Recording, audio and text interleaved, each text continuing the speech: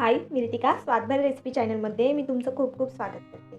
आज आपण बनवणार आहे मुरमुऱ्याचे लाडू, जे की बनवायला खूप सोपे आहेत आणि फक्त 2 वस्तूंमध्ये ते लाडू बनतात आणि खायला पण तेवढेच छान लागतात। चला तर मग आपण सुरुवात करूयात। इथे मी पाव किलो मुरमुरे घेतलेले आहेत आणि पाव किलो गूळ घेतलाय, जो की बारीक बारीक कापून घेतलेला आहे।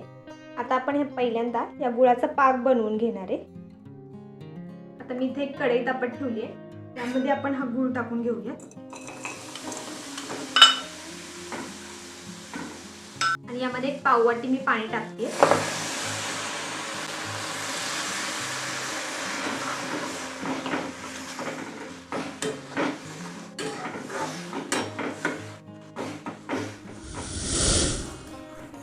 आपण आता चेक करणार आहे आपला पाक तयार झालाय की नाही।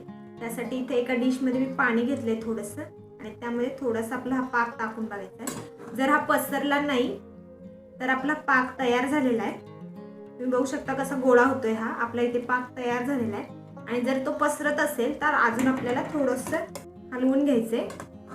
आता इथे आपला पाक तयार झालेला आहे। तर इथे मी 2 ताटामध्ये मुरमुरे घेतले, जेणेकरून आपल्याला मिक्स करताना ते बाहेर नाही सांडणार आणि व्यवस्थित मिक्स होतील, म्हणून 2 ताटामध्ये घेतलेत। आता आपण यामध्ये थोडा थोडा पाक टाकून हलवून घेणार आहे।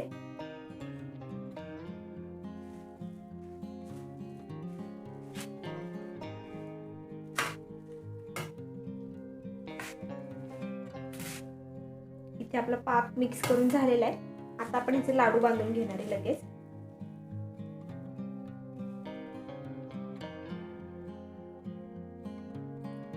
जेवढ्या आकाराचे तुम्हाला लाडू पाहिजेत तेवढ्या आकाराचे तुम्ही बांधून घ्यायचे।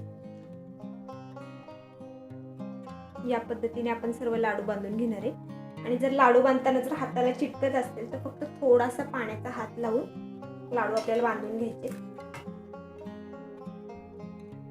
पाण्याचा हात लावल्यामुळे आपले लाडू आहे पाक आहे तो हाताला चिटकणार नाही।